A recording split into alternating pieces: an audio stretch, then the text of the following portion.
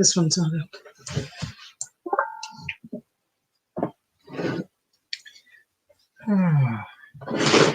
Hello. Hi there. We're just in the process of getting ourselves set up in a different spot tonight.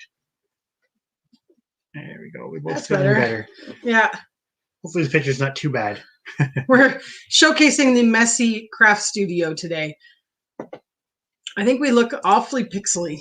A little bit, but we'll work on lighting for the next one. Well, I don't know if that's what it is or not.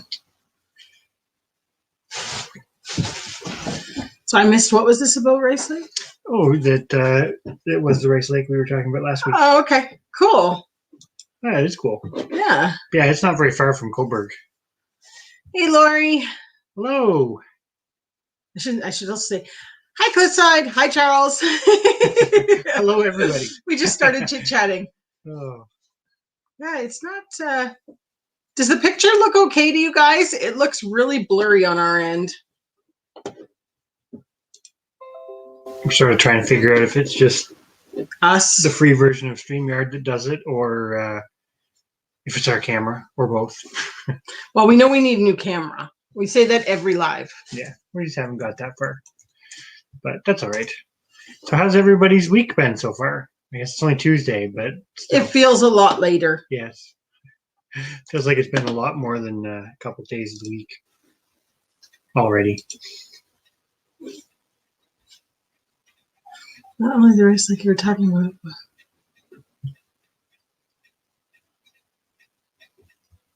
That is actually quite funny. So true. Cheap connections. Oh. Times two. Oh, that's funny. Hello, Conrad Homestead. Yeah, we thought it was a little bit fuzzy. So we'll have to figure out that for the next one. Yeah. Whether it's StreamYard or our camera or both. Because this camera on this computer is a little bit better when you've got a bit brighter. Well, and we didn't... We'll use the shop lights. We'll hang them up above us and just blast it with light. Well, the other thing we didn't... This is the first time it's ever been where, like, when I'm demonstrating, it's going to look really silly, but when I move, I see my hand multiple times. I think it's the light. But do you think it is? That's all right. For this one. For this one, yes. So yeah, how's everybody's week's been? Ours has been busy, I guess, starting from the weekend. Yeah. Yeah, it's it feels like it should be Friday already. But a little bit. Then Friday comes and then it's like a weekend of work again. But that's all right. You've got that glamour shots look. Well, we'll go with that anyways. I don't know what's going on with it. Old school soft focus. Well, that's not too bad. It's never looked like this before, so I'm kind of like I'm pausing for a moment to look because it's like we look so weird. I think it's the lighting. It must be the lighting. Yeah. We're in the studio and it has that instead of having white lighting, it's got that cream colored lighting. It's horrible. We need to improve it for the studio, for quilting and everything. We're switching everything to LEDs eventually. Yeah, LED bright lights. Time. But yeah, so it's kind of we kind of have a weird halo glow. Hello, MB. Hey, MB. Not late. That's awesome. I say we're usually the late ones. We're usually late, not to our own live though. Nope. But we're usually late to others. Yeah. Yeah, unfortunately. Yeah. Oh boy. So have you had a good weekend and start to the week, MB? I'm trying to get onto this here, but it's not working so great. She's not going there. Well, I'm just not savvy here. There we go. We're getting there. Oh.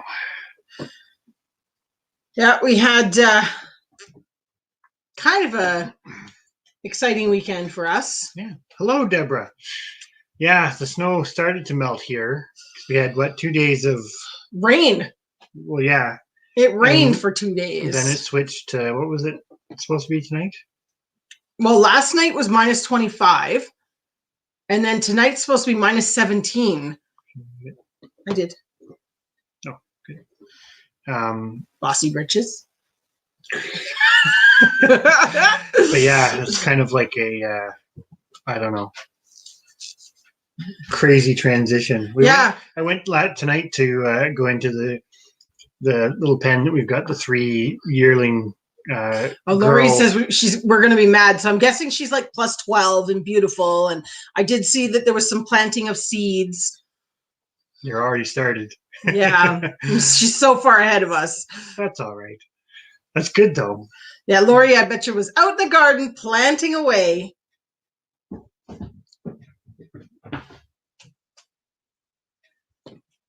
They're late getting taters out thanks to all the rain. Oh yeah, you guys would be quite a bit ahead of us too. You'd be planting them already? Yeah, probably. Holy guacamole! Are semi-cold hardy. Well, we checked on ours. They are growing. They're getting legs. Yeah. The only reason we plant them late, we usually plant our potatoes after the full moon in June, which is quite late. Whether it's true or not, it's like an old wives' tale for here of trying to avoid the potato bug infestations, and it does seem to work. I think it's just a case you don't get you don't have anything for them to grow on, so you don't get a big crop of them. So Cliffside was colder than us. Oh wow! Really? Wow. Ours, it was ridiculous though, because we had +6 during the day. Like, where do you get? And I don't even know how many degrees it is in Fahrenheit to change 30 degrees Celsius. It's got to be. I don't know. Ignore all the noise. The cats. We're in the studio, so the cats are joining us, and they are going to trash things. I can already tell. See, did you see it? It just went really. 10 to minus 19 in one day. Yeah, it's crazy that this is that thing. I go back to growing up. Like, I don't remember it.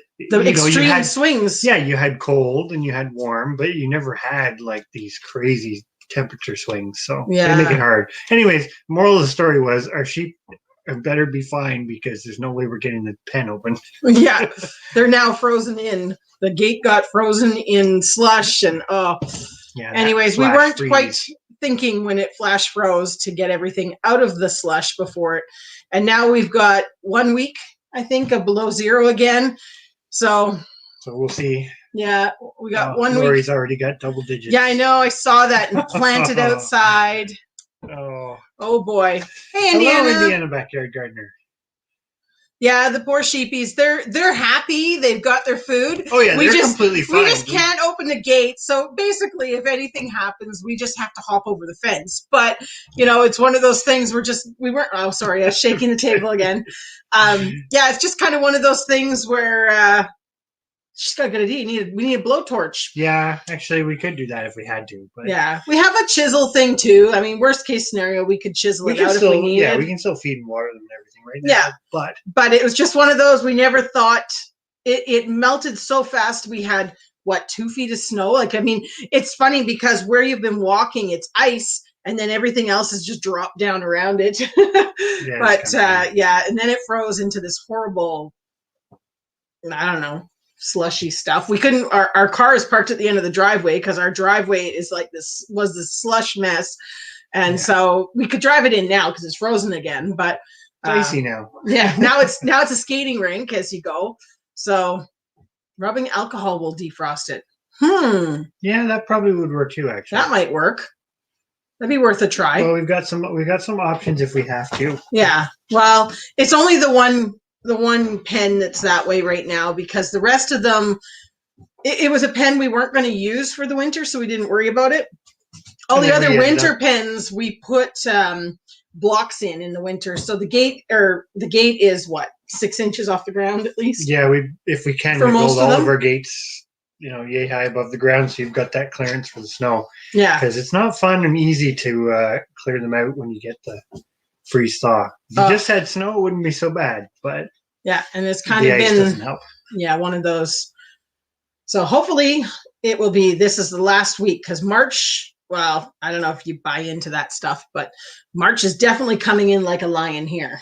So yeah, fingers crossed. This week is going to be bad, and then that's it. It'll be nice after that. Yeah, hoping. Oh, Deborah's going to have warm weather tomorrow and then cold the next day. Yeah. Well, I think we're supposed to be back up to, I think we're -3 tomorrow because it's snowing tonight. And then -3 tomorrow. And then we're back down to -17 overnight. So it's kind of real yo-yoed. But then after this week, we're like +5, +6, not double digits like Lori, little bragger, but pretty good for us. Pretty good for us. So we should get a spray bottle and try it because you could even leave it outside. It wouldn't. The rubbing alcohol. Yeah. Freeze. Yeah. We have. That is not a bad idea because oftentimes in the fall, we kind of go from like decent warm-ish temperatures to just like rain and then cold. Yeah. It's like in a day, rain, cold. So all the gate latches and stuff freeze too. So that's not a bad idea. I don't know why we never thought of that. That's an excellent idea. I'll have to invest in one of those. Yeah. Well, that would make sense to have because we go out and then you have to use your hands to like melt all the ice off all the clasps on everything. Yeah. I did that on the plug for the hot water. Or we have a heated water trough for the horses and the cows. And we hadn't plugged it in because it had been above zero. And then this morning it was when I poured the water into the bucket, the cord was there and the water froze instantly to the cord. So I had to go like that so I could plug it in. I had to get the ice chipped and melted off. And we're not that bad. It's just we sit in that area. We always have ice. Yeah. Lori is supposed to hit 0 if that makes us feel better. I'm going to post this just to tell you it doesn't. It doesn't.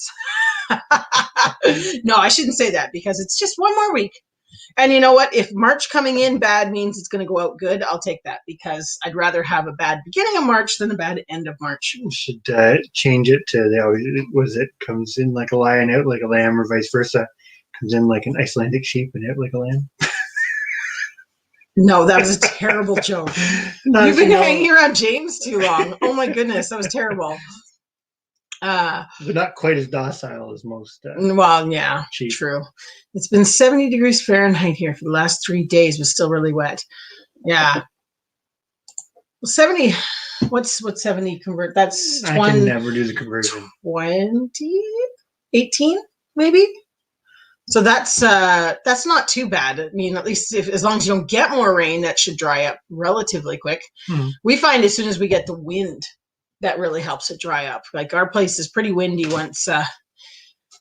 Hey, Katie Lake Farm Cottages from Manitoba. Nice to see you. Hey, Jacko. Oh, he's -2 tonight. Oh, that's cool. We were watching. What was the thing I was watching about the current thing? Gulf Stream. Yeah, what it is? The changes that it's making in the world and it's getting awfully cold when it comes up by England.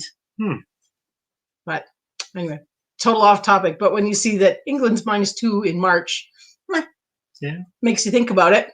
I don't know if that is normal or not. So, Katie, what part? I'm going to assume I'm talking to Katie.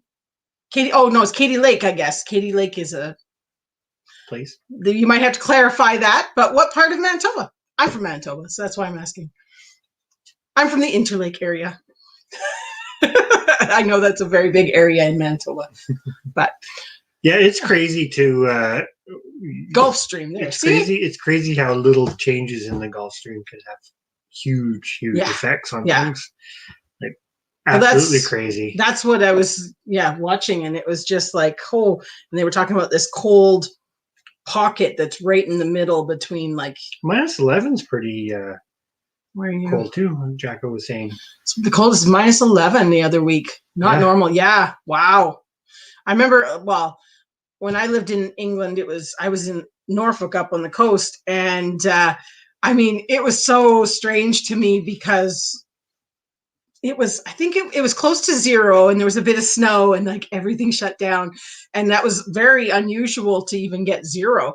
So I thought that was, I imagine -11 would be quite a shocker.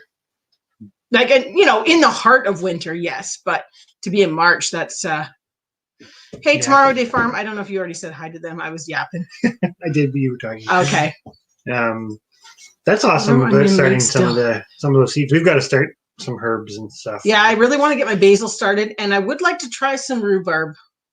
We've been talking about trying to start it from seed. I'm still hoping to buy some already started, but probably do a bit of both. Yeah, just to see, because I'd like to, like I say, my rhubarb patch did not do so well with the move. I think it'll be fine in the end, but yeah, it'll just be setbacks. We used to go to Clear Lake every year with the horses.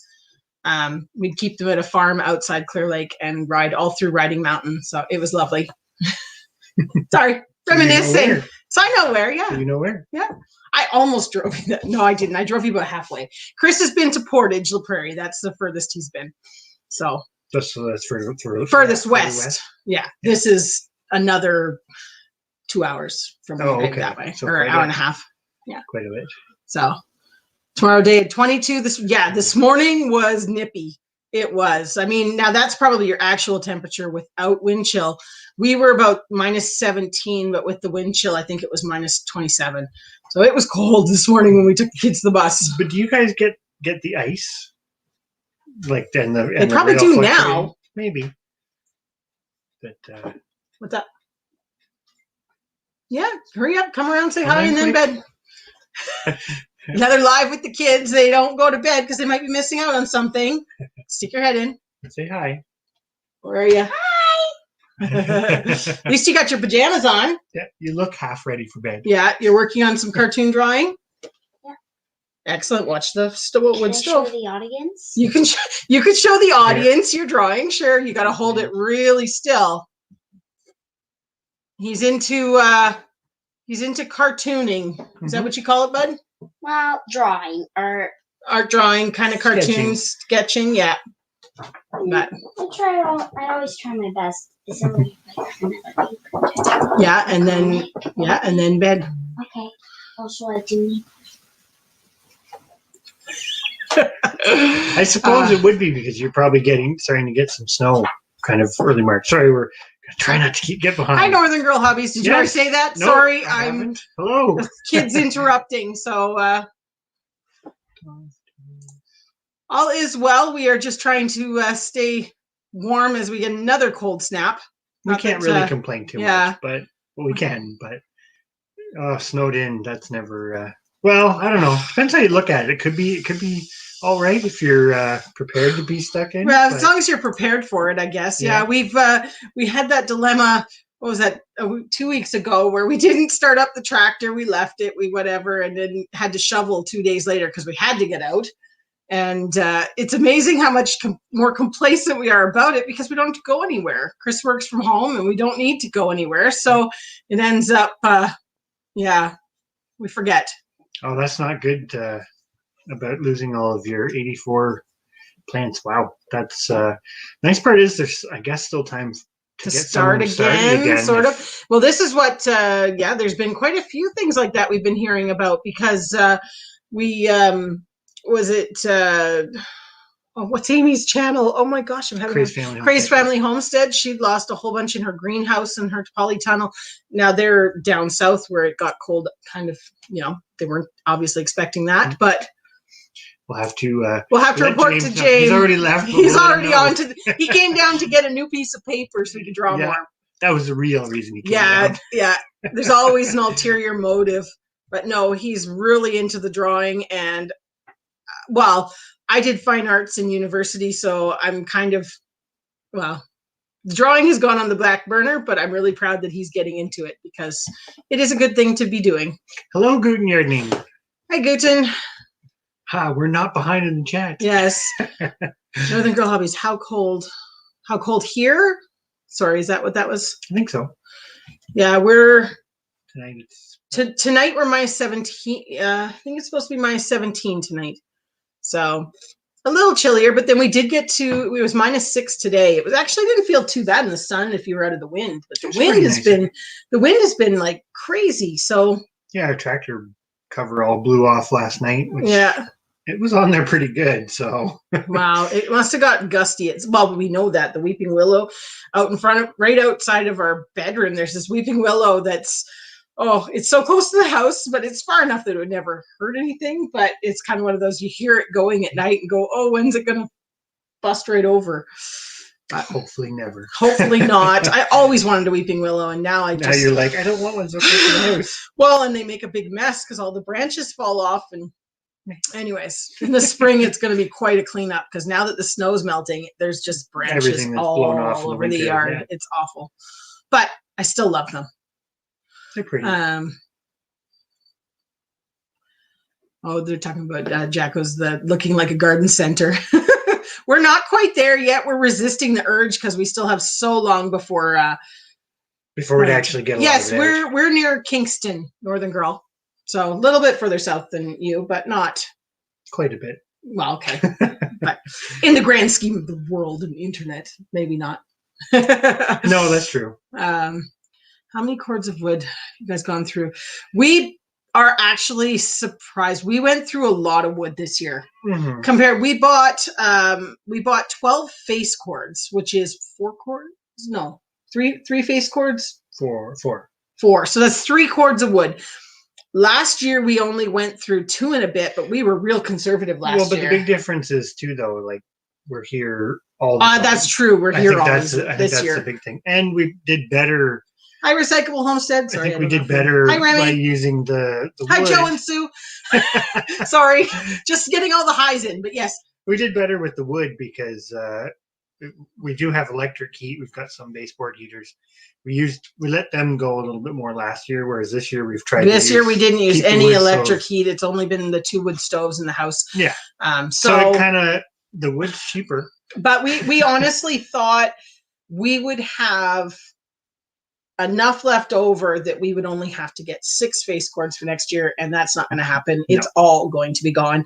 There's not a whole lot. High drops. There's not a whole lot left. No, but that's okay. But it's March, so we'll make it. Hopefully this month we'll get some stuff cut up. Yeah, we've got to do some help with that. And we have piles around the yard of stuff that we cut down last year. We didn't bring it up to the woodshed, so it's going to be really well seasoned for next year. Mm-hmm. And we're going to get it up here. Yeah. But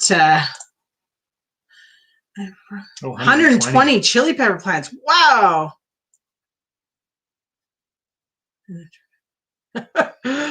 Oh my. That's a lot. That's a lot. Wow.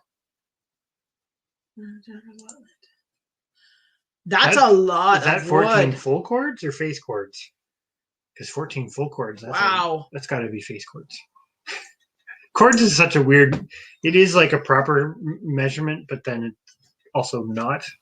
Yeah, it's supposed to be intended to be a proper measurement, but it. Yeah. If you're in a cold climate though, and also some people that use the stoves, like the outdoor wood stoves, would burn a lot of wood too. I don't know if you've got an outdoor one, but that's here I'm whining about three cords. If you have to go through 14, that's a lot. But we've known people that have had the big outdoor stoves, and they're great because you can burn pretty much anything in them, and you can heat a large area. But there's still tomorrow a day was 10 cords. Okay. Wow. We got here. It seems like most people seem to sell it by the face cord. So we got the 12 face cords. They were $100 a face cord. So it was $1,200, and we're going to go through all of that. But like we said, last year, our electricity bill crept up to, $350, $400 because we were using the heat. Yeah. And this year, we really reduced that big time. Yeah, we didn't have the big electric bills, so I suppose it's worth it. I think the wood is cheaper for us than the electric for heating. I'm going to get this all wrong, Jacko. A cord of wood, so a face cord is 16 inches by 4 feet high by 8 feet long, right? Mm-hmm. I think so. I think. A full cord is 4 feet wide, 4 feet high, 8 feet long. That's how they measure wood here when people sell it for your wood stoves. It's all chopped and split, and they lay it out basically in rows to make it the right amount of wood to make a cord. Mm-hmm. Yeah, it's the amount of wood that fills that. And I probably might have butchered that. Somebody else here may be able to correct that because I'm not sure if that is the exact sizing on each of those, but it's around there. Basically, a face cord is the back of a big pickup truck. Usually, yeah. Usually. So a full cord would be 3 pickup trucks full.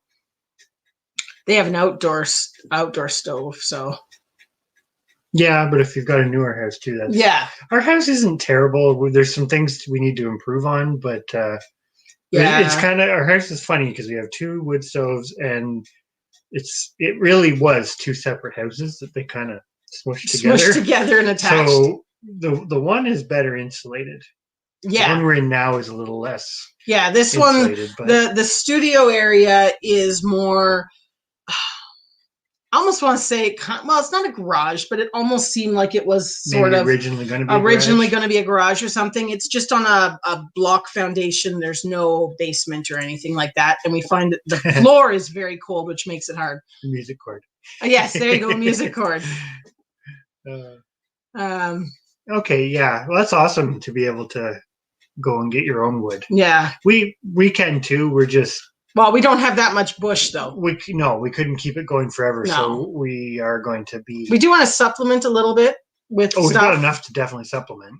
It's just kind of getting to that, and we get complacent. It's one of those things. I mean, if you burn that much, you must just have to be on top of it and get out there and cut it when you got to cut it. And that's our problem. We're not very good at that sort of stuff. We should have probably cut more over the winter. But we should have, and now it's March. We had a lot of snow to go and get it because our property's really long. Yeah. We need something that can. Last year would have been okay, but this year we had way too much snow to go to the back to get stuff. Train a cow to pull it. Right.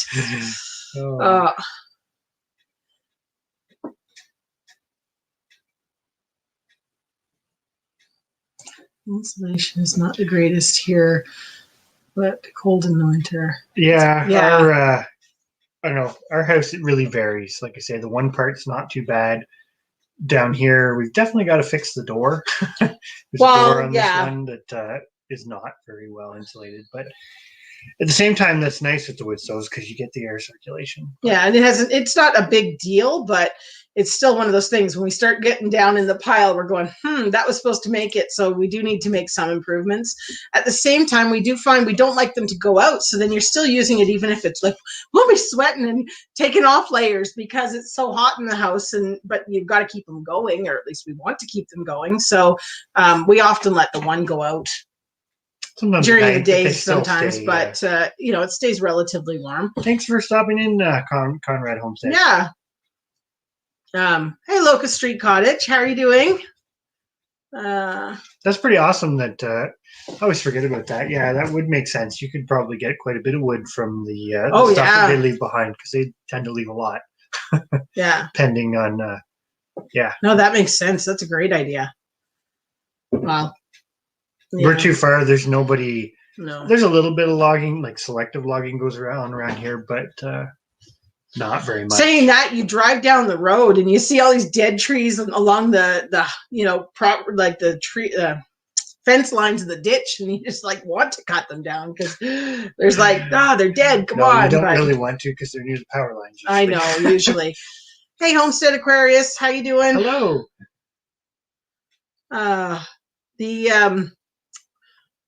So anyways, go back to our busy week. So we had our exciting weekend of taking the big plunge of butchering our own sheep, which was very exciting for us. We ended up, we did a second one. Yeah, we butchered 2 this weekend. So that was, big step towards independence almost, it seems like. It felt exhilarating. Not that can be taken the wrong way, but it was just that whole not having to depend on others to do it. Free wood chip program. I wish we could find a free wood chip program. Yeah, if we lived in town, I know there are some of the forestry companies will do it, but I don't. In the rural areas, it doesn't seem like unless the power company happens to be doing something right at the end of your driveway or something, then they'll leave it. But it's hard to. It's hard a lot of times you got to let them know you want it. Yeah. Yeah. Otherwise, they and know that they're going to be in the area and all that stuff. Yeah. Hey, Canadian Proud, we are great tonight. So, how about yourself for Tuesday? It's already feeling like a Friday, but otherwise very great. I would say. Yeah, it's one of those things. We've always done the processing on all the smaller stuff. Like we do all the chickens ourselves. Well, obviously rabbits, which it does go into this bigger thing of, well, we kind of keep talking about it. How many animals do you need? And there was a point where we were trying to look into meat sales, like direct market meat sales, not in a big way, but just enough to help cover costs. And yeah, we're not thinking that's going to be able to be a reality because of the sort of abattoir situation. We won't get into the specifics, but we did some calculation on even the cost to get them butchered per pound. And we definitely want to do a video on the butcher situation and whatnot, because that was a real eye-opener for us and has kind of changed the trajectory, as you would say, of our farm after a bit of discussion this weekend. Like Chris was saying, we were kind of thinking we were going to go into meat sales and that sort of stuff, and just a little bit, but it's just not. When you start crunching the numbers, it's really not worth it. It's not feasible. So it really, I don't know. It feels, we've been doing this for a while and we've taken animals to the abattoirs and stuff before, but like it's changed. What do you call that? Conditions have changed. Now it's not the same as it was. Well, and you've got such a long wait list to get in there, so you've got a year. Have to be and we went and we looked at their updated pricing as of January 1st and nearly cried when we checked their website. So we just kind of said it's not really a feasible thing for us. So, but as for skipping the meat aisle, we actually have. We very seldom buy meat. The only thing that we really buy is bacon, which we hopefully won't be in. Yeah, and I mean, maybe once or twice a year I will splurge on some ground beef. If we want steaks, we would eat out. So we haven't had steaks since COVID started because we really haven't eaten out. Sure. But the beef is something that we haven't really eaten in years because we haven't had cows. Not any big. And we used to do the grow out pigs. And we ran out of bacon last year, so we had to start buying bacon. Yeah, for anybody, at least in Ontario, if you're at all thinking of doing the raising out large breed pigs, like the wieners, to butcher, definitely make sure you can get a butcher date or be willing to do it yourself. Because you said that the other night, you can get yourself into a lot of trouble right now, hoping that. You will be able to get the butcher date, but that's the thing. We were looking at it with the grow for growing out pigs, just to even pick up a couple, because our coonies hadn't had babies yet, and it was a case of if we bought them now, we can't get them butchered until 2022. So it doesn't make sense because it would cost us a fortune to keep them fed until then. So unless you were going to be butchering them yourself, it's really hard to jump on that this year for sure. That's a good idea, running. I would like to do that with the grow lights eventually, is run them off solar, especially with the LEDs. It'd be nice. Did you answer her question about how long you ran them for? Because we're usually 12 we turn because our grow stuff's in the basement. We actually have the peppers are growing upstairs now. Mm-hmm. But we turn them on at 7 basically, and they run until 7 or 8 in the morning. So 12, 13 hours. Basically, we've got them running on cheap time because as of February 21st, Hydro went back to their peak and non-peak. So we've been running on non-peak time. They get their dark time during the day because they're in the basement. Mm-hmm. So it's pretty dark in the grow room, relatively speaking. Mm-hmm. Yeah. That's the big thing. If you're doing it off of the normal daylight sequence, you need it to be pretty easy, dark as you can get. Hey, Outdoors and Country Living. Sorry, I'm not sure if you said hi to them. But yes, Thorhaven, bacon. I can't do without bacon, so we got to figure out the pig situation. We've got a plan. And we're hoping with the coonies that the pigs will be as easy as the sheep because they're not they're not big. They're maybe 200 pounds when you butcher them. Well, the nice part of it is, as opposed to doing one big animal, you can just do more smaller animals. Yeah. So and get the same. That's the theory, anyways. Yeah, and the sheep actually was not. I mean, the sheep was easier in some ways than the rabbits. The rabbits are more time consuming to butcher, and chickens are more time consuming too. But But yes. Hi, Bettina. I know Chris said hi, but I hadn't said hi yet.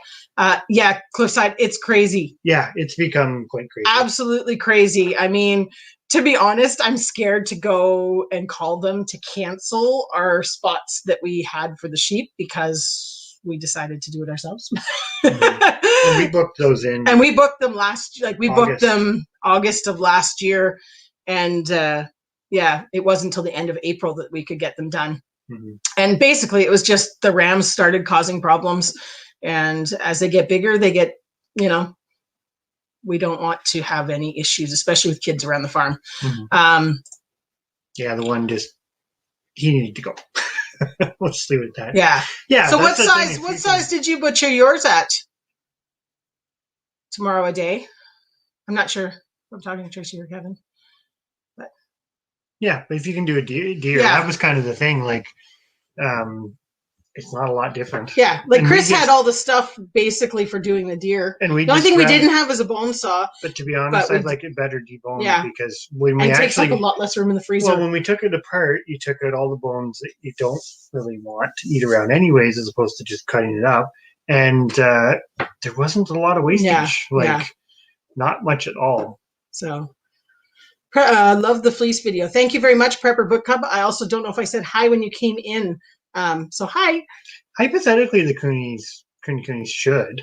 They've got a pretty good jaw, but well, this is the thing that we're trying to run through on the Coonies here because sort of the economics isn't the same as it is obviously if you've got pasture year round that it costs you nothing. Nothing, exactly. But I've now from a feeder pig perspective.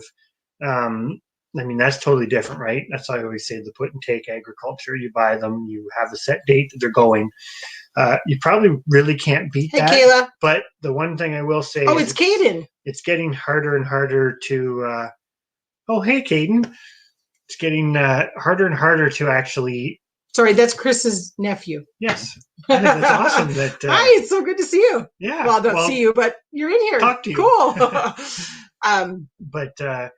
But yeah, like I had the large Tamworths and kept breeding stock through the winter and the feed costs or whatever. And I can tell you this, the Coonies cost you nothing compared to them. So that's just the thing, right? It's all this, if you're trying to produce to a commercial market, a bigger animal is always better because by the time you pay somebody to do all the processing, right, more poundage for their time is better conversion profit, etc. But if you're doing it for sustainability, subsistence type stuff, I don't think bigger is necessarily better.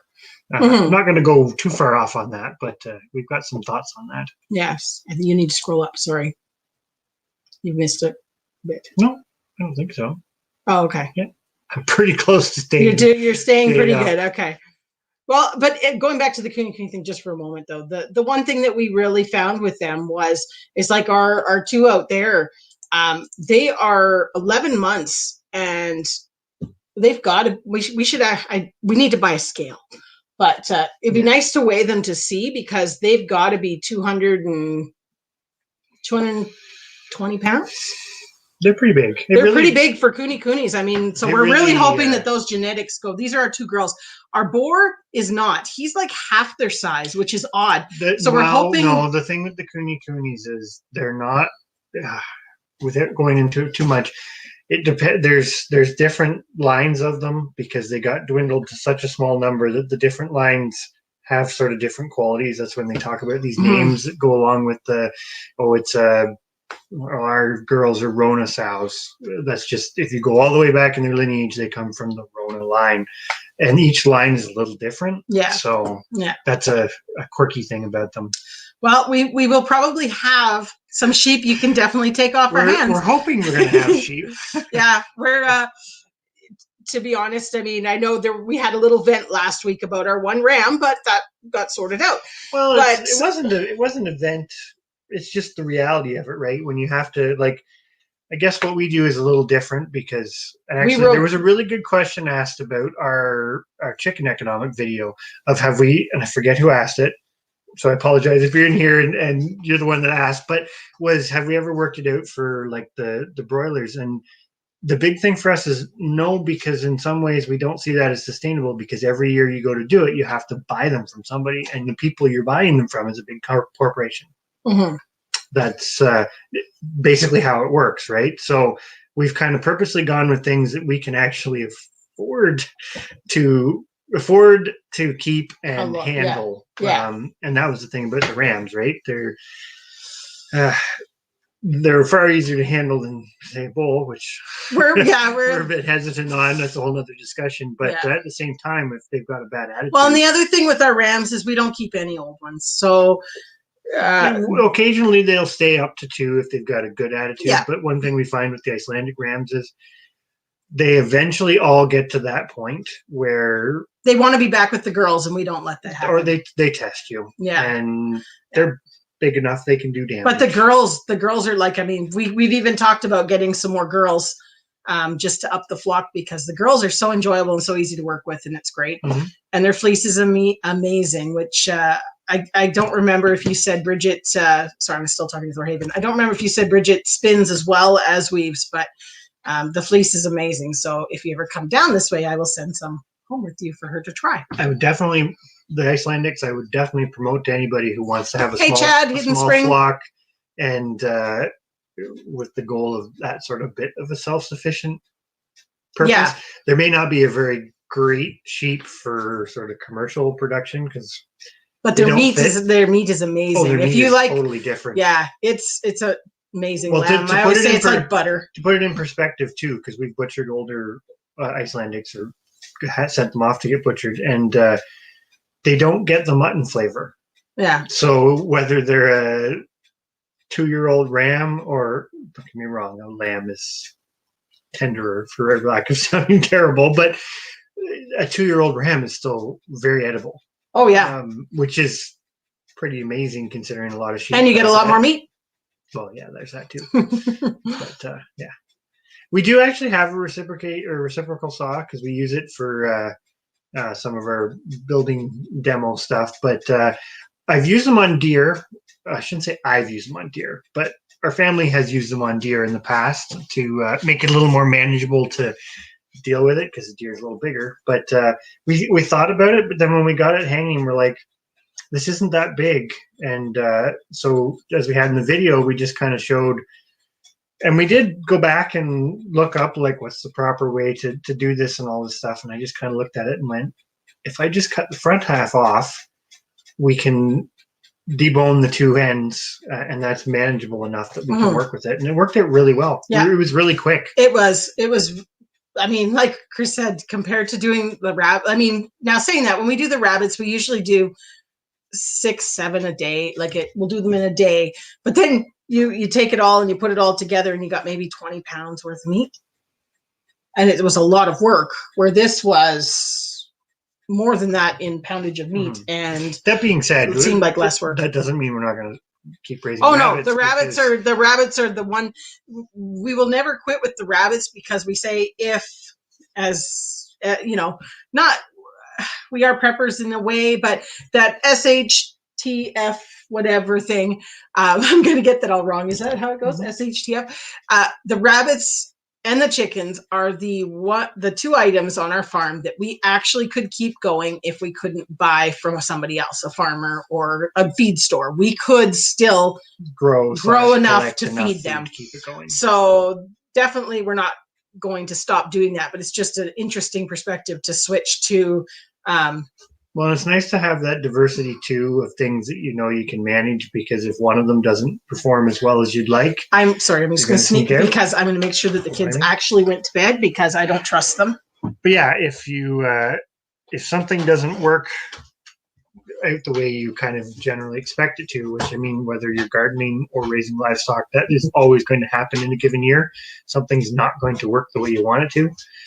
You've always got the other things to help back it up. So that's kind of its own thing too. But yeah, the fleece is a lot of work, but the one nice thing about it is it does store relatively well. But I guess it kind of goes down that line of everything.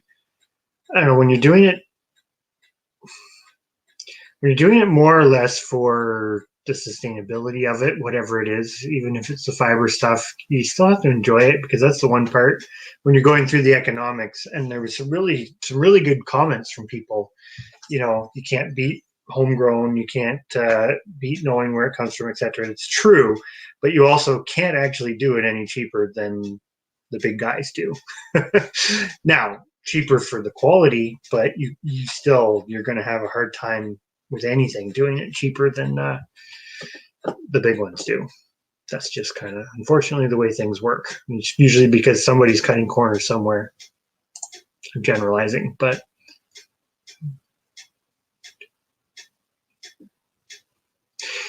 there's some interesting stuff about that, Bettina, that it's kind of worked out. Like, some stuff here is just worked out to that optimal, what do you call that? Like, well, it's like the side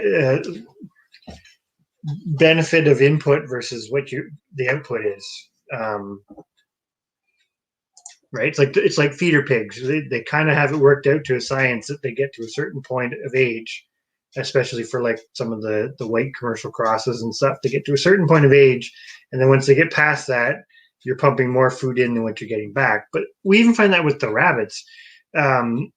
It wouldn't be economical on a large scale to raise them all out to, I forget, Stephanie remembers the times better, but like, how old is a rabbit supposed to be butchered? 12 to 13 weeks?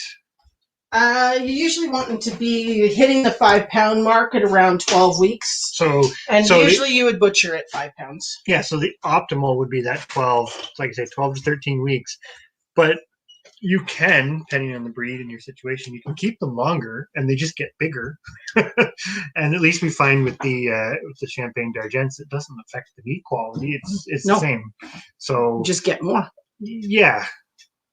I don't know. There's a lot with that. There's a lot that could be talked about on that. Mm-hmm. Oh, go on here. Did I miss anything? The kids were not sleeping. Of course they weren't. We're being quiet tonight. I know. Yeah, it does work really well. Yeah. Well, we'll just have to get a dedicated blade that is for that. And if you want to do it, then we can. And if we don't, we don't. Mm-hmm. But it was really nice doing it deboning, because it takes up no space in the, well, and we kind of find it too. The nice part about processing any of your own animals, you can process them the way that you're most likely to use it / enjoy it. Mm-hmm. And even if it takes you a little bit more time at the processing, if that means that it's easier to use it later. You say this all the time when you get cuts back from when they've gone to the abattoir and you get cuts back and they've got the bone in, because you know. Yeah, I'm a picky eater. I say it's picky eater, but if it's not really the way you like to eat it, then you don't use it, and then it's not a waste because it's still there, but it's whereas it's like the rabbit. We never really leave whole carcasses and freeze them, because we just don't use them that way. And if we do, they just sit in the freezer and get freezer burnt and become cat food. It ends up being a lot more work at the processing. So when you're busy doing all the other things that you're doing, you can make time, but that's just it. You have to make the time. Mm-hmm. Yes. Which I don't know if you commented back to Thorhaven's thing about the spinning and the time, and that is a big how if it really goes down that, if you're doing it from a sustainable perspective, mm-hmm. you have to kind of not factor in your time. Yeah, but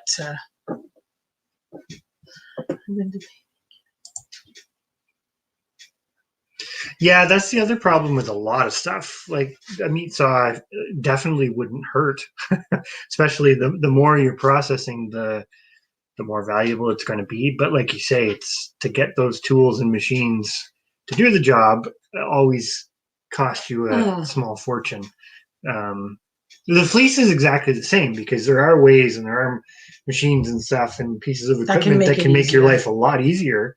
But they all come with a big price tag, and a lot of them you couldn't make yourself. And then it becomes that balance of, is it worth the outlay to get that specialized piece of equipment? In your case, if you're going to butcher a lot of cattle and stuff, it might be right after. It's like us with the apple presses. Now we got them relatively cheap. We've got so many apple trees, and we can press apple juice till we're blue in the face. Yeah, we're going to be making and there's other things that we're going to probably I'm going to try and make apple wine.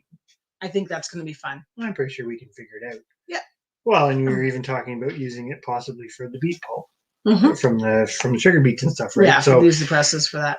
But if we didn't have a million apple trees or hundreds of apple trees, we might not be so inclined to make that purchase, I guess. So it really all depends. And instead of buying one, we bought two because it was too good of a deal to pass up. Sorry, I'm going to go back up to Chad's one, Hidden Spring there. But I would say yes, it's normal. It is the way it goes away. Well, I was trying to explain this to the kids the other day. This is how I've always looked at it. I feel really bad doing the put and take, where, because we did this the first year we raised pigs, and we bought the 2 pigs. They're barrows, so they're fixed. You can't do anything with them. Then you have them and they're relatively enjoyable, and then the day comes and they go off. But you've done nothing.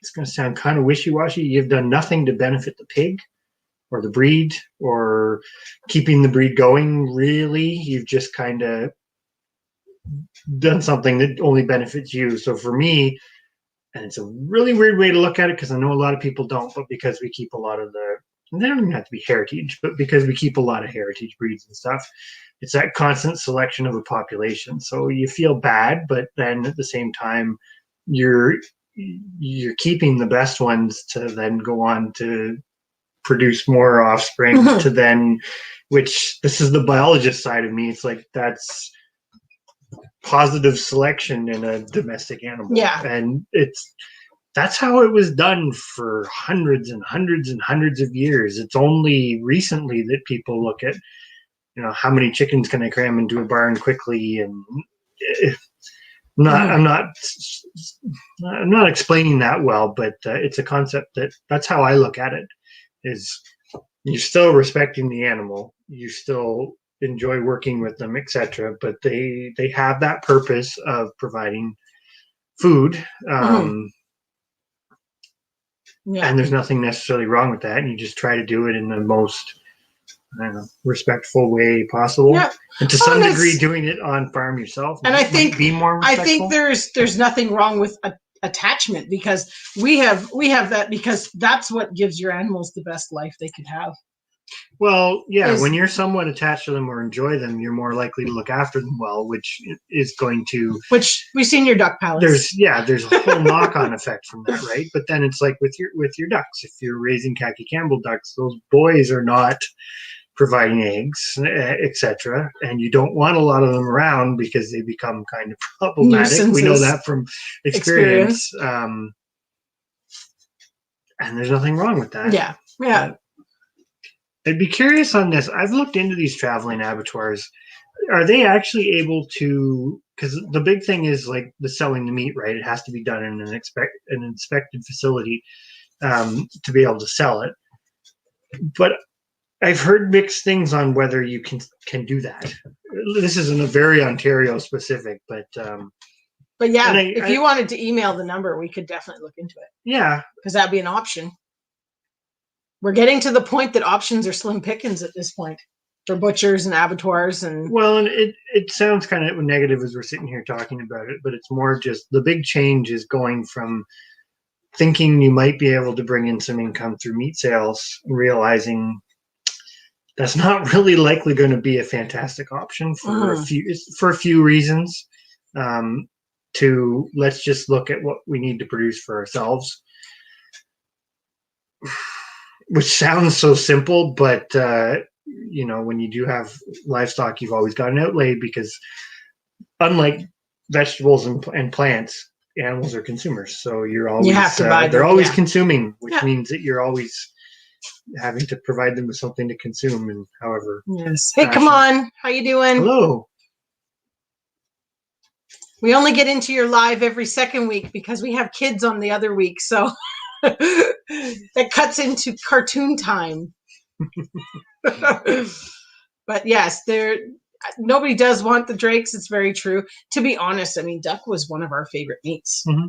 It's just it doesn't fall into the cards for us here to have them at this point in time, at least. Yeah, just moving to.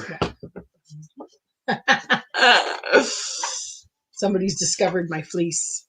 Playing in the fleece. Playing in the fleece, yes. Yeah, moving here is just a change of opportunities, I guess, for us. When we had a smaller place, the ducks were great. Duck, adobo. Never heard of that. Never heard of that. Have to look that one up. But yeah, we really enjoyed the duck meat. So yeah, it was something that we definitely missed now that we don't have them. But we also have like 6 other types of meat to choose from. Well, this is the thing for us that goes we back like to variety. Well, there's variety is good for a lot of reasons, but then it is that question. I say the question all the time: how much do we actually need? As much as I like animals, how much do we need to produce? Yeah. Oh, this is exactly it, Cliff. I mean, we've got the dilemma with our roosters. I mean, as soon as one hen. One group, whatever, however you want to term it, one of our lines hatches out and we have 30 birds in their pen and you've got 12 roosters. As soon as somebody starts thinking they're the top man, then they all start getting into problems and you can't, this is the same dilemma we have sometimes with the rams is you can't keep making pens to keep everything separate. Then their pens get smaller and then they're not having any better life than what they would have being grown out as whatever. So you're kind of, you are stuck. In the same sense, and this sounds really bad, if they were living in the wild, it's usually the males that don't make it. Well, yes. Not of everything. But, mostly because they fight with each other and then something else end gets up them. In poor condition. And, yeah. So, it's good to have them. And I mean, we keep 5 unrelated roosters because we have 5 lines of chickens. So, roosters are valuable to us, and we definitely select the best ones to carry on. Thing that I think is really important when you're kind of keeping little populations of livestock is you always want to keep the best of the best. I'm going to say it this way: for a lot of things, when you have multiple females, it's like if you've got 10 hens, you can be the more selective you can be, the better. But you can afford to be a little less selective. But you want to be really selective in those roosters. Because if you've only got one, you want to make sure he's really good for whatever things you're selecting for. But we're definitely not. This is not a giving up by any means. In fact, I think it's probably quite the opposite. It's just more of a coming to terms with the reality of the changes that are going on around us. That but you can't make it work. Thanks for coming in, Jacko. Definitely understanding 2:30 in the morning over there. So we definitely appreciate you popping in and having chit chat and look forward to seeing you next time. Sorry. No, that's good. Yeah. You're getting ahead. Well, I just didn't want him to leave before I said bye. Yeah, that's the thing. There's what we said to the kids. When you have little populations, there will always be more. Yeah. And that's one thing. And this... It's not to sound blasé about it, but especially with kids, the one thing we have found is to have all of them the same. Like the rabbits, there's always more and they all look the same. The chickens, they all look the same. So, I mean, if I can't tell you the number of rabbits I've had named Princess. I mean, there's been a lot of princesses. And then the thing is too, they love them when they're little. And then as they get bigger, they kind of lose interest. It's the same thing with the chickens. They're in there with them when they're chicks, and then they get cute, and a couple of them get friendly, and then, But, we definitely find, I think that's the hardest part, and going back to the sheep butchering for a moment, I think that was one of the hardest parts for me, because the sheep, now you're getting into a bigger animal, which has a bit more personality and whatnot, but each animal is very individual. Like I can go out there and you can see, Lila's white and she's got this and this one's got that. And so you really it sounds bad to say, but when you I'm not sure the right word to put here, lose one, it's noticeable because that animal's not there anymore. The bigger the animal, the more. As opposed to the rabbits where something else moves into their hutch and it looks like the same thing. And it seems easier to get over that hump, I think, with the smaller It depends. If you've got lots of big animals, it's the same too. Not wanting to sound heartless or anything, but it is. Hello, Frank and Tina. Hey, Frank and Tina. Oh gosh, now they're sending my threads.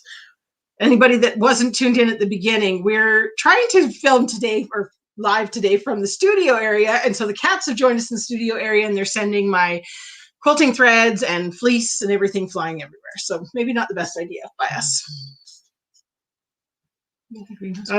Greenhouse is definitely a good idea, depending on where you are and whatnot. Like for us, we built the little 10 by 10 because it. Well, I'm thinking like building codes and stuff. Right? Oh yeah, because we have 10 by 10 is the largest we can build without even a hoop house. You have to have. You're supposed to. I don't think they would enforce that, but you know, you'd build it and then your neighbor would say something, and then you never know. So. But definitely we're finding I think that for us, the glass greenhouse is going to be far more beneficial for extending season than That being said, we do have plans for a hoop house. We just haven't got that far. So if you can do both, that's probably even better, right? Because they can be used differently. The greenhouse you can use for starts and stuff with a little bit more certainty that you're, I don't know, not going to get the heavy frost and stuff in it. Whereas the hoop house is going to be more for growing or for some of the more cold hardy stuff. But okay, we'll have to look into that because we do like duck. But it's I wouldn't mind having ducks again, but I don't think it's in the cards anytime soon. We don't actually need it, and that's the big thing. Well, we've said basically we have the geese, and the geese have X length of time to prove themselves before we may venture back to ducks if they don't. But I'm pretty sure this year, I mean, the geese are already pairing off and wanting to do their thing, and it's way too cold. So, and if anybody watched our big animal or our economic series, we didn't actually include the geese, and there's a reason for that because, we're going to come back to that. Oh, Lori, the kitties, I'm not so sure they're always helpful. But, you know, they make it into almost every one of our videos. They're pretty talented at that. They want to be the stars. I don't know what they're playing with now. They've got one of my bobbins of thread. So there'll be thread going all over the house by the time we're done. They're kind of, I've never had kittens and cats that are like the ones you see in commercials and stuff where they're batting a ball of yarn around. I mean, I've never had a cat do that before. And these ones, you leave something, it's toast and no problem and no time at all.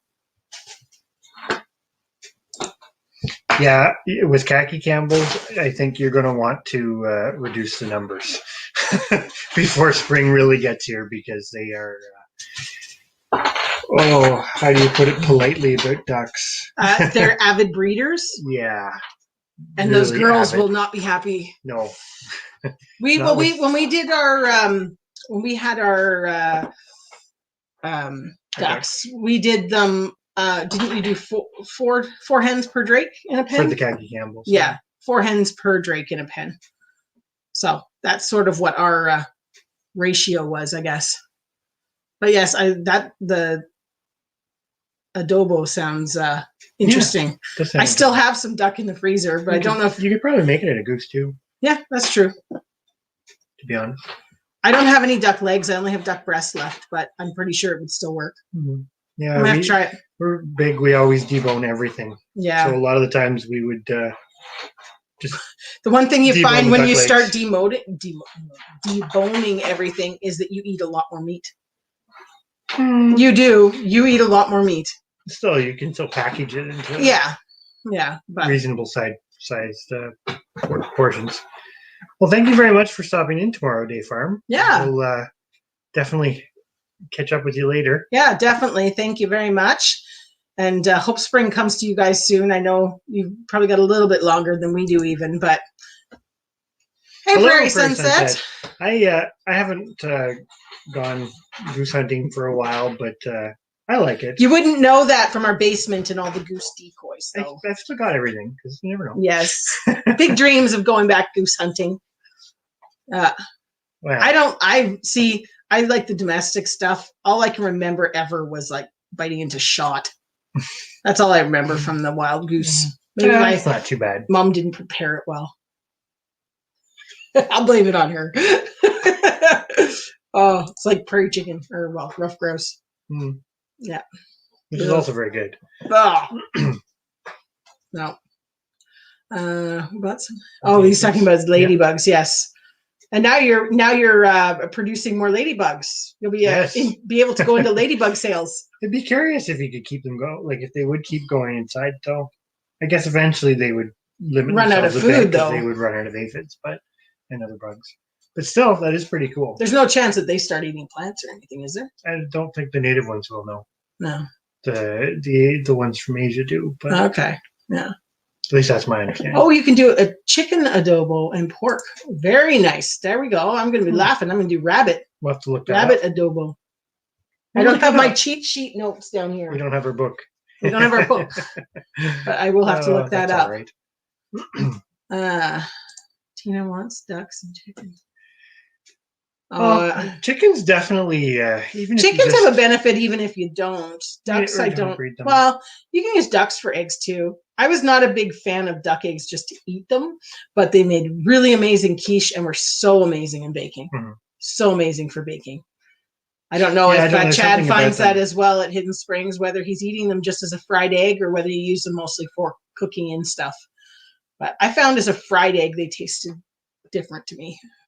They're a little different texture. Yeah. But I liked them. But yeah, if you had to choose one or the other, I would think I'd go with chickens.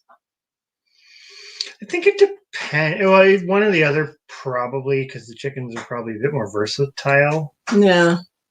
But you can also, depending on where you are, like you can't have ducks in town and stuff if you're. Ducks are loud. A lot louder than chickens. Yeah. But that's good. Yeah, ladybug farming. Free range chicken. Time to properly track. Keep track of them this summer. Do the hang. Yeah. Yeah, if you've got a few like right around the house, it's probably not too bad. But yeah, or something like ours are sort of free range, but we also have a perimeter fence.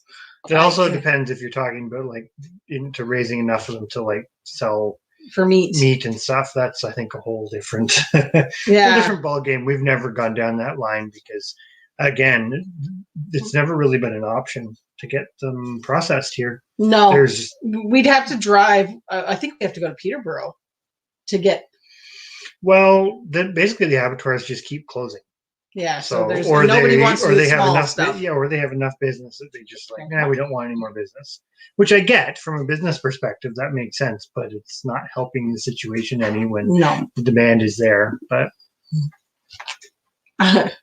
for him to skip the ducks completely, get the chickens. Yeah, I'm kind of that way. I don't mind ducks as well as chicks. She can't figure out who she wants to go with. Cats.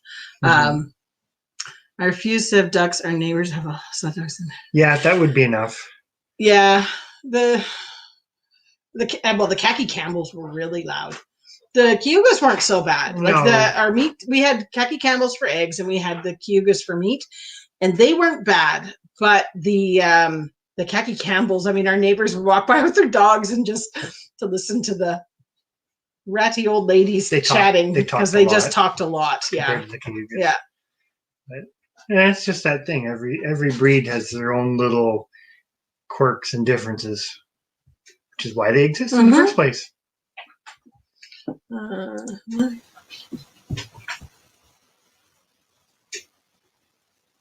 Yeah, it's just like chicken eggs.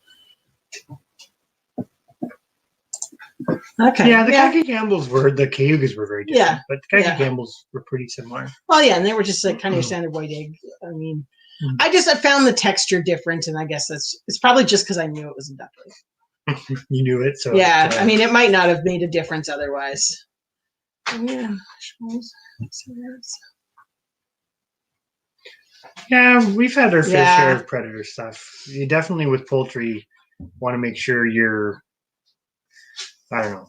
I think it's better to keep the predators away from the poultry as opposed to trying to get rid of the predators. Yeah, it doesn't really work to get rid of them. With the exception of raccoons. That's been the one that. Hey, Miles. Hello. Yeah, well, it's like we've got the coyotes. They come right in around the rabbit hutches and they don't come right in. They do come into the back of the barn there. We are going to fix that. And that's only because we haven't put up the fence yet. We're not going out there and trying to get rid of the coyotes because that's fine. We just have to finish the fence so they can't come right into the barnyard. But they're here. I mean, we've not noticed any signs of bears here at this point. At our old place, we had them. They were in the apple trees right around with the... And so far, we've only had 2 raccoons. Yeah. Which isn't too bad, considering. Mm-hmm. Good night, good evening. Thank you very much for stopping in. Thank you very much for coming in. Good to see you. And we'll look forward to seeing you next time, whether it's on yours or ours. You too, Katie. I'd be interested. Have a great... I say Katie, and then I go, maybe that's actually Katie Lake, and I don't know, so I shouldn't say Katie, but have a great night.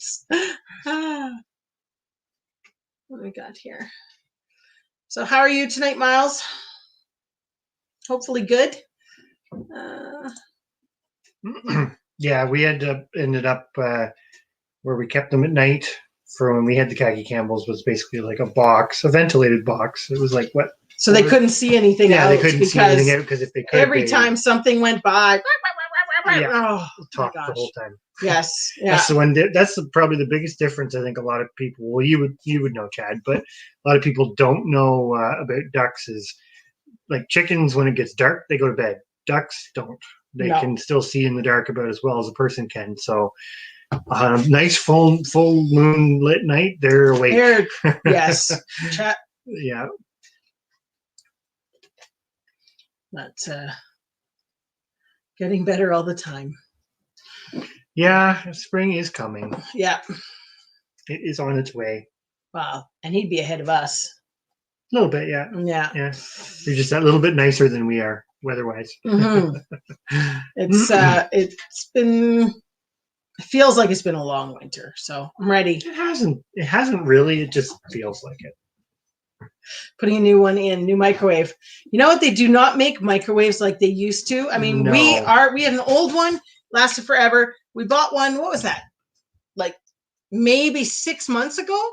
And it's making weird noises and everything already. I'm just like, they don't make anything like they used to. It's like we're sorry, this total digression here. They just don't make things the way they used to. Yeah, we have a couch, and it's finally died, and it's the couch that I bought when I was 18. It's like, I'm going to age myself here. It's 23 years old. I couldn't buy a couch now that would last for 23 years, but it's finally died, and I can't. Yeah. Anyways, I'm sad that I have to buy a new one now, and we've been looking, and nothing is out there that is of the quality, I guess you could say, that you're going to get another 20 years out of it. Total digression. Sorry. But he was talking about microwaves. Yeah, I would kind of agree with that. They do sound a little bit like Beaker. That's actually a good... what does he do? Ducks are excellent for slugs. At our old place, we actually had a lot of slugs. Yeah. And, they do clean them up. And they're also, that's really good for, because they do the snails. Well, slugs and snails. Yeah, which is really helpful with the sheep because that was what carried the liver flukes. Yeah, the disease and stuff. Some of the other sheep. parasites. Yeah. So it was very good to have the ducks with sheep. Just if anybody has, but that's interesting. I didn't realize the quail were up all the time too. I suppose it doesn't take much light. I guess they're kind of in the wild. They're kind of down in the brush anyway, so they probably are. They're probably more adapted for it. Well, yeah, and they're probably able to have less predators around at night if they're, the pellets add flavor just to the geese. Well, I don't know about that. Biting into that. No. But then you say about the sausages. You say making pepperettes, goose pepperettes. That's what Chris keeps saying. Goose pepperettes are the way to go. Sausages. Breakfast sausage patties. Oh, maybe it was my brother made pepperettes then. We had pepperettes when we went out to Manitoba. Yeah, too. That's right. So my brother made pepperettes. Chris is on about making goose sausage. So I will eventually try it. Whether it's Canada goose or domestic goose will be the question. American buff goose. American buff geese, yeah. No microwave. Oh, I don't know if I could do it. It's kind of one of those. It's nice to have sometimes for certain things. Yeah. But Hello, Gail. And I agree with Miles. Everything is pretty much not made like it used to be. It's hard to find anything that's made to last anymore. Well, and it's kind of one of those things. They still want a lot of money for stuff that's crap. Mm-hmm. And that's where the dilemma lies. Is like, I want my money to go to something good. Makes you really think. And not. Makes you really think before you spend. We're not, and there's nothing wrong with. I'm going to be whatever, but there's nothing wrong with being an IKEA shopper. But we're not IKEA shoppers. I always say IKEA is kind of for those people that want to, change their decor every couple years. They're going to go out with the old and bring in something new and change the whole look. And we're not like that. We want something like an antique that's going to last because I ain't buying it again. Just do it once and not have to come just back do to it once and we're done. It never really works. No, I know, but cook fast, die young. Yeah. Speaking of stove, I'm going to put some wood in this one. Yeah, you better, because it's feeling like it's cooling off. off. One quick too. All companies make just warm stuff up on the stove. I really would like. I'm going to go to that one first. I really would. We have the 2 wood stoves, and the one upstairs, we're going to kind of do some renovating upstairs. And I want to change that to a nice cook stove that has the little warmer box on top. It's like a bread oven that's on the chimney part. They seem a little bit hard to find, but I'd like to try and get one of those because I think it would come in very handy for that sort of stuff, for just warming something up, and be a little bit more economical than buying a microwave every 6 months. That's my hopes anyways. And yeah, all companies, barely to last past warranty. Well, that's what we said. The microwave, I bet you even if I took it in, they probably wouldn't honor it. I'm sure it's got a year, but it's, so we just keep using it until it's going to die.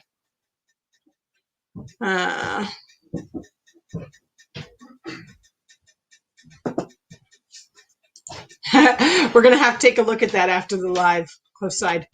With the sheep in Ontario. Oh, it's kind of good. Yes, well, take a look at that. Yeah, I'm pretty sure. Do I have you on my Insta? I think I do. I'm pretty sure. I don't have. James has my phone. But I will add you either way if I don't have you already on my Instagram. That's something that we need to get better with is all of their different thingies. Social thingies. What are they called? Media. Social media, yeah. We kind of get tunnel vision on things. Good night, Thorhaven. Yes. Thank you very much for stopping in. Good to see you. We'll talk to you again. Don't use my microwave for much. Oh, wow. That's quite the microwave. Oh, my then. goodness. Wow. Yeah. They definitely don't make them like that anymore. Although I bet you that uses a lot of electricity. Well, who knows? Yeah. Maybe not. Maybe not. Oh, there you go. She sent her Instagram thing too. Yeah, I did see that. Wood cast iron with same thing. Our wood stoves, it's got to be something to do with the way they're made. They like we've tried. Now this one down here does heat up the cast iron. It just seems to take forever. Yeah, like it takes forever. Something to do with the way they're built. They don't radiate heat. Yeah, like our wood stoves and our wood stoves.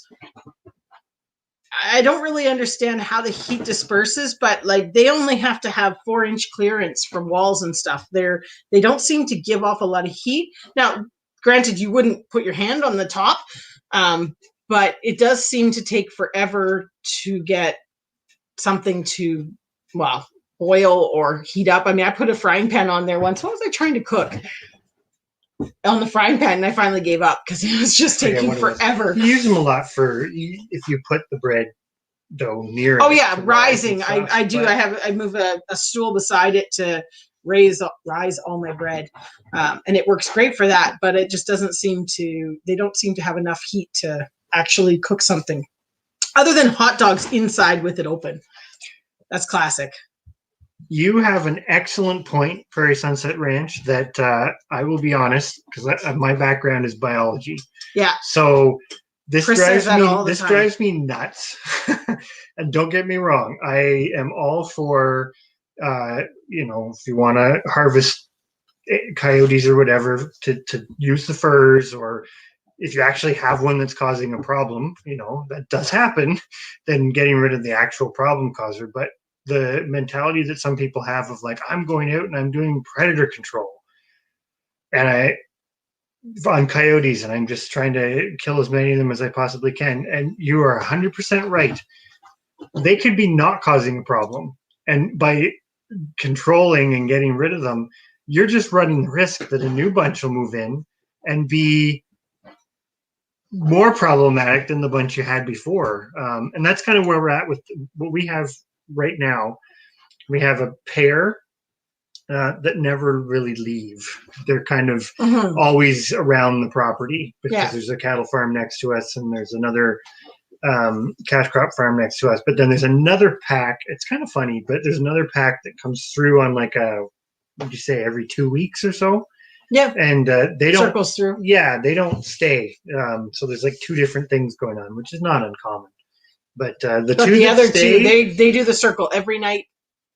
They kind of patrol it. It's a big one and a little one. You just never leave a situation where they can cause a problem. Basically, is but you always say the same thing. If you take out one, then you might. If you take out one that's not causing a problem, one's gonna move in that is going to be a problem maker. So we're better off to just stick with these 2 that seem to own the turf, but don't cause any problems. Well, and like I say, I don't say that as a person who's like, oh, you can't hunt coyotes, you can't. No, it's like anything. If you're doing it for legitimate reasons, but to just try to eradicate them. Well, around here, there's a lot of coyotes. People have been trying to eradicate them for hundreds of years, and it's never worked. So kind of fighting a losing battle. So they've been messed up for emissions. Is that the microwaves wrong? I think so. Yeah. Yeah. And Cliffside, we just looked at your picture, is super cute. And I'm now following you on Instagram because I was not before. So that's great. Oh, the emissions, that's on the wood stove they're talking about. Yeah. Yeah, like they just don't seem to give off the heat. Starts his lunch at breakfast and his dinner at lunch. Yeah. The original slow cooker. Actually, to be honest, that would work. Like if I put one of my big orange things on there, I don't know if the bottom would get too hot eventually, but no, because never tried it. Maybe I should. Would heat up I should try. And then that's probably why we have those metal thingies. So you lift it up and put one underneath and then it just stays hot. Yeah. I could give it a try. We'll see what happens. Maybe I'll try and make some stew with our lamb on there. Yeah. Could try it. Couldn't hurt. No. That we said that was for the wood stove. Yes. I clued in. I was not following 100%. If you take too many %, you upset the ecosystem. Yeah. Well, it's like, we kind of talked about that a little bit. It's like you can have a homestead farm, whatever, but you still have. It's another thing that kind of drives me nuts as a biologist. Hey, Garden State Gardener. People thinking that nature exists over here and we exist over here. It's like it all exists in the same. It's all together. Yeah. And some things compete directly with us and make our lives more difficult, and other things don't. And I don't know. It is a balance, right? But you can swing it too far in any direction, and it just gets messed up. Well, and that's we're trying to operate that way a little bit with how we're setting up this place, in that working with everything. And I mean, we haven't, other than we're basically going to fence out the areas that we really don't want things to be. And to be honest, I mean, the horses chase the coyotes if they're out back, and if they come up close to the barn, then we view that as our error. Well, if they come in if they're coming into the barnyard, that's our error, because the barnyard should be coyote proofed for the animals that we have. Yeah. It's like I would not trust the sheep out in the back pastures. No. Without a good fence between them and the coyotes, because you're just kind of not if we want to sleep at night. You're just kind of asking for trouble eventually. Yeah.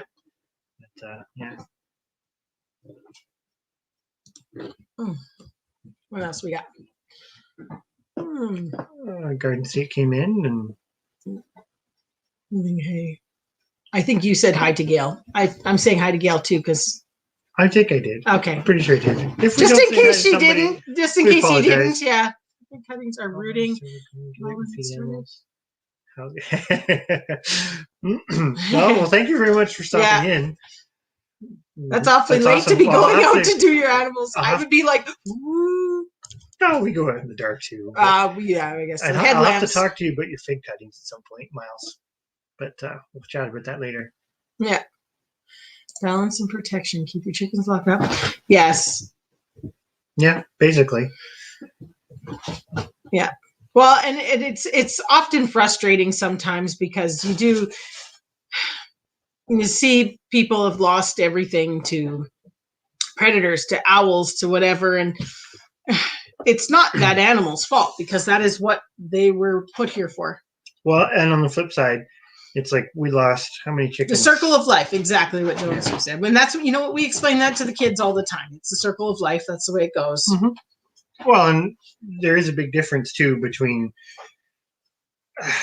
like last summer we lost 8 chickens to a raccoon at like 5 o'clock in the afternoon. Oh yeah, that raccoon had an issue. That's a little different from having something happen at midnight because you didn't lock your chickens up. Mm-hmm. That's just my opinion, especially when you're right by the house. Yeah, but yeah, we always do the making sure everything is closed up by dark and locked up in the barn or wherever they need to be in their pens secure. Mm-hmm. Well, and it's like the other day, and it would have been awesome to get it on film, but of course you got whatever. We had the northern goshawk, a juvenile one. I say other day, like a month ago, 2 months ago. One that I chased off. Anyways, we had a juvenile northern goshawk come in and actually catch a chicken right outside the barn door. And it was kind of right at dusk when the chickens are coming back and we're doing chores and whatever. But at the same time, like, you don't want the chicken to get eaten, but you can't really fault the hawk for taking that opportunity either. It's not he was like just eating. He was hungry. Yeah. So in some ways, although I did deny him his meal. Well, exactly. I chased him away. That's the other part of the circle of life. But he didn't come back. No, he didn't come back. But he was just passing through, and yeah. But that's where it's nice to know a bit about the biology of some things to understand which situations are more problematic, I guess, than others. Yeah. But sweet potatoes have started. Awesome. That is awesome. You will be loaded with them. That's great. And keep them growing and cutting bits off those shoots as you go. We have a whole nother batch of them that needs to be potted now. They've all rooted in water. We've got to do that. We did have a bit of a learning curve. We put some of the ones that we potted, we put them down in our grow room down in the basement. It turns out the grow room is too cold for them. So we lost a bunch. We only lost maybe 10? I don't think we lost that many. They wall shills. They started to turn black and we got them out of there. So we'll see how they do. But we'll follow up with a video on that experiment. But definitely glad that yours are going and look forward to seeing a video of you getting them planted and hope they have a good year in the garden. I think that's one thing. We've had success, but not great success with sweet potatoes. So I really hope this year is the year. We've never really grown a lot of them. So that's part of it too. But I definitely will say dogs. That's something that have the potential to be problematic because they're mostly doing it for fun. Well, we had, remember the ducks? The neighbor's dog got into the pen. Yeah. Anyway, that was years ago. Yeah, I can remember that now. But I will admit, when it comes to poultry, I find raccoons kind of frustrating. They can be pretty tenacious. In my experience, most predators won't physically hurt themselves. Hey, freehand made. They usually sort of stop short of that. Yeah. Raccoons don't seem to have that problem. They will just kill. Well, no, but hurt themselves to get in. Yeah. Right? Ripping at stuff. Yeah. Whereas it's like even the coyotes, they'll kind of think twice if it might put them into, or even a red fox. They'll often think twice if it's going to put them, at least here, I should say, because maybe somebody's watching from Australia where they're different. But because I know they don't like the red foxes that much. But they'll usually think twice before actually putting themselves in that situation, which can work to your advantage, which is why things like livestock guardian dogs work. Yeah. Well, and then you've got the thing like with a coyote or a fox, at least again, like you say, in our experience, they come in, they take one and they go. Usually they're not just massively destroying, like they're just excited they got one and they run away, as opposed to your raccoon that just comes in and annihilates everything and doesn't even eat it. Mm-hmm. That's the part that, and we had the fisher that got the ducks. That was our error. Yes. And that was the same thing. Like, oh my gosh, they just, everything. That being said, it did take one and it did eat all of it. Well, yeah, but it killed 10 other ones. Yeah, in the process. So, and wasted it. But yeah, weasels are kind of a funny thing. Yeah. The weasel family. But our first time growing them. Well, I hope that it goes well. First time. The one thing that we're doing a little differently this year, we were breaking them off the potato. This year, we're letting them keep growing on the potato and just cutting the stalk and planting it in water. Yeah, cutting them around the node. And we're getting a lot more. That was a tip. Probably, did that come from doing gardening? Yeah. And that's allowing us to get a lot more slips, which is really awesome, because usually in the last few years, we only got maybe 5 or 6 that actually sprouted out of the potato. And then we ripped them off and put them into water right away, and then nothing else grew. So this way we're getting like 20 from a potato because they keep producing more slips, and then we're just rooting that. So it's working pretty well. Pretty good. So hopefully that method works for you as well, and you get lots. Last frost date is April 15th. Oh, I wish ours was April 15th. We're May 22nd. I think something like that. I think is our last frost date. But we're hoping to really make use of the new greenhouse this year. Just get some things at least moved out of the house. That's actually on our agenda for this coming weekend, is to get the last little bit of stuff we need to do the shelves. Yeah, and we have to clean it out because we've used it for storage for cardboard and everything all winter. Yeah. So we have to clean out the greenhouse. We've got some projects with the kids for this weekend anyway, so that'll be good. I'll enjoy it. Yeah. And the shelves will be nice and easy for them. And hopefully we can, I don't know if we'll be able to finish the wall yet, but you gotta dig all the snow out first. No, the snow's and it's snowing right now, so we're gonna have, I think we're supposed to get 4 or 5 inches overnight. So something like that. Yeah. Yay. More snow. Woo! Here's where Lori comes in and says, "Oh, no snow here." Oh, that's funny. Yeah, I'm gonna pick on Lori. Only because she has nice weather. Hey? Mm-hmm. Yeah. Oh, well, it'll come for it. The worst bit is it comes like, and there's the first week of June. So, yeah, that's even 2 weeks after us. Mm-hmm. Yeah. We usually kind of chance it because the thing for us is we usually grow way more than we could possibly need. So we usually chance it the week before and try and put some stuff out and hope that it doesn't frost. Or you cover it if there is a chance of it. Yeah, it's usually not too bad. Yeah, even the piles are melted, Lori says. Not here. We're going to make more piles. Yeah. Close sides just throw me some snowballs. But you know what? It's so cold. It's not the kind of snow you can make snowballs out of. No, it's that really powdery stuff. Yeah, it's which probably goes back to what the comment there at the beginning of the chat about early March being the best time for skiing because it's hard snow. Yeah, the fluffy stuff. Yeah. Not that I know very much about skiing. Alex wants to get cross country skis. Yeah. We'll see how long that goes. But yeah. I think though, guys, we might wrap this up. This has been an awesome chat. Thank you everybody for joining us tonight. This has been great. I think we've had a lot of good it's been so good to talk to everyone. Well, and it's always nice to catch up with people and see how they're going in their spring plans.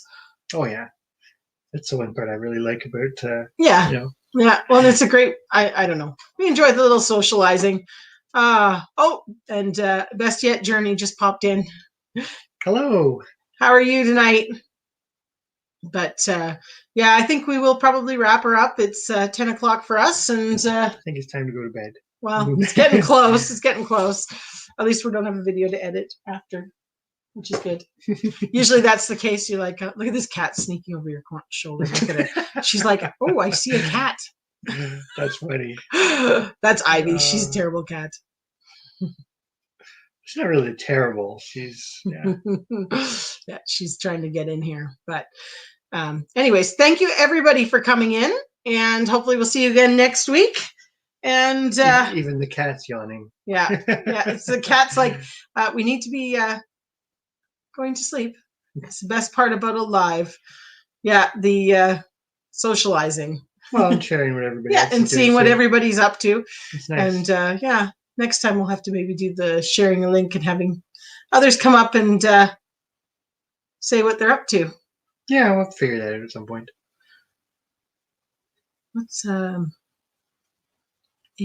910? That's all right. I'm not sure.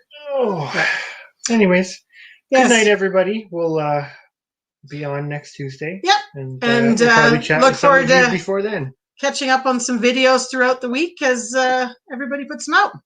But have a great night. Yes. Good night.